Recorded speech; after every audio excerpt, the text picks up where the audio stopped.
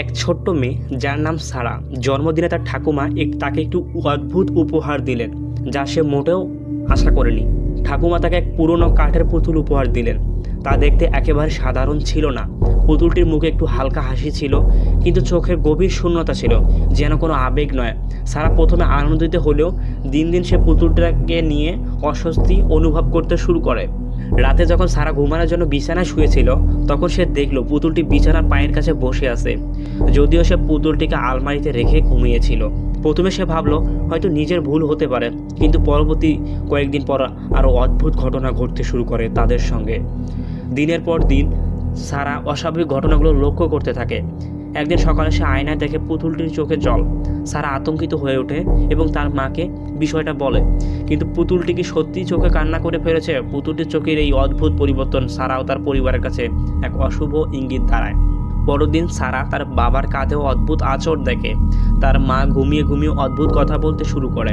এই সমস্ত ঘটনা তাদের মনে সন্দেহ ও ভয়ের সৃষ্টি করে। তারা বুঝতে অসুবিধা হয় না যে তারা নতুন কোনো বিপদের সংকেত পাচ্ছে এবং তারা বিপদের দিকে অগ্রসর হচ্ছে। এখান থেকে শুরু হয় এক ভয়াবহ যাত্রা। এক রাতে পুতুলটি নড়াচড়া করে, বিছানার পাদদেশে দাঁড়িয়ে থাকে। কিছু অশব্দ ফিসফিস শব্দ শোনা যায়, যা তাদের কাছে ভয়ঙ্কর আওয়াজ। এই ভয়াবহ গুজব সারা আর তার পরিবার আরও ভীত করে তোলে। পুতুলটির আচরণ আরও অস্বাভাবিক হয়ে ওঠে।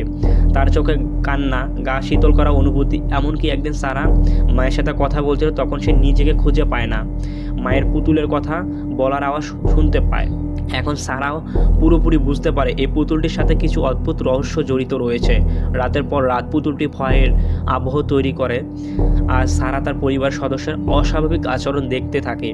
একদিন হঠাৎ করে সারা নিখোঁজ হয়ে যায়। তার পরিবার ক্ষতিগ্রস্ত হয়ে পড়ে, কিন্তু সারা কোথাও পাওয়া যায় না। তার পুরো পরিবার চিরকাল এক অশুভ অভিশাপের মধ্যে পড়ে যায়। এদিকে কিছুদিন পর একটি নতুন মেয়ে পুতুলটিকে কুড়িয়ে পায়। পুতুলটির চোখে তখন সেই পুরনো সারা এর কান্না, ঠোঁটে একটু হালকা হাসি, কিন্তু চোখে সেই শূন্যতায়। এভাবে আবারও একটি নতুন জীবন শুরু করে পুতুল তার রহস্য উন্মোচন করতে। একটি নতুন মেয়ের জীবনে পুতুলের অভিশাপ নিয়ে, কিন্তু এই অভিশাপ কখনোই শেষ হয় না। পুতুলটি চক্র কখনোই ভাঙে না। যতবারই একটি নতুন আত্মা তার মধ্যে প্রবেশ করবে, ততবারই সেই পুরো রূপ ফিরে পাবে আর সে কান্না করে ফিরে আসবে এই পুতুলের মধ্যে।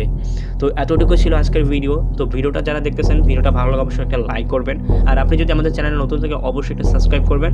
So like this video and subscribe to my channel. Okay, আল্লাহ হাফেজ।